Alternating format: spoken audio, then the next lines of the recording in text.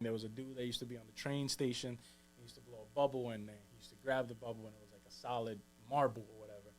And and this to me it was mind blowing. But Right. why was he in a subway? You know what I mean? Why was this man that was doing this incredible thing, Right. seemingly asking for tips and stuff? And so I started to put, where I come from and what I wanted to do in life. I don't know where I heard it or saw it that like if you want something, you should put it out there, and maybe the person that can help you. And I had been asked to perform for Google, and the company Google was holding a summit in Ireland, and they had me go out to Ireland. And so now I was amongst these like Hey, yo, scholars. hold on. I had students that I had sort of worked through many, many years with, and who had now become themselves teachers of magic. And the idea being that we would sort of give at least some sort of competition to the local gangs that were really ravishing the community, because I could create a group of kids that were able to sustain themselves with magic, become cool around with magic, and have this thing that kept them out of trouble, and it was working. And so Google caught eye of that. They kind of liked the fact that I was working with the kids, so I actually was able to bring one of the kids with me to Ireland, which is a better story than me just going to Ireland. Was that I got a kid that had never been outside the country, a kid that had been dedicated with us, trying to become a magician, and we got him to perform in front of all these like the president of Colombia and all these like people that were in Ireland. And so that was really special. So my act actually at the time, I used to basically, I would go up on stage and I would start talking.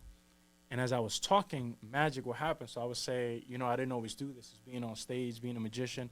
And all of a sudden as I'm talking, I'm saying, I grew up in Brooklyn. And I'm starting to tell my story in Brooklyn, how I got involved with gangs, how magic. All my boys from the street was like, bro, you got something. You the ticket out. You gotta follow this. And that's when this documentary crew was they just happened to hang out at the they wasn't hanging out. They was doing some research at the magic shop that I was hanging out at.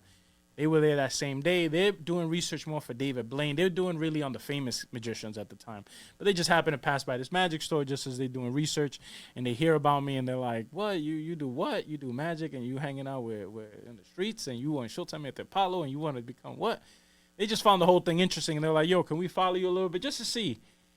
Maybe like over the summer, we'll just bring a couple of cameras, and that ended up becoming 10 years of them filming this full-fledged documentary. And what started off as a documentary about famous magicians became a documentary about these two inner-city kids, myself and my best friend at the time, or my close friend, because we ended up fighting in the documentary. But he is a close friend, but he fought. He was also trying to become the top magician in the world. I was trying to become the top magician in the world.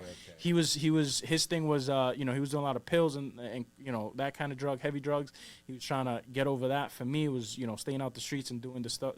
It's like, I'm just seeing you climb. That's all I'm seeing you do. You know what I mean? And so he was like, your little tricks. I was just climbing up there, climbing up there. And then I remember I had him think of a name. He's like, all right, I got a name for you. He's like, I don't want you to touch the paper that you wrote. Don't. He was real, making sure I didn't do nothing sneaky. And he thought of Bartholomew. And then I showed him Bartholomew. And he fucking lost it.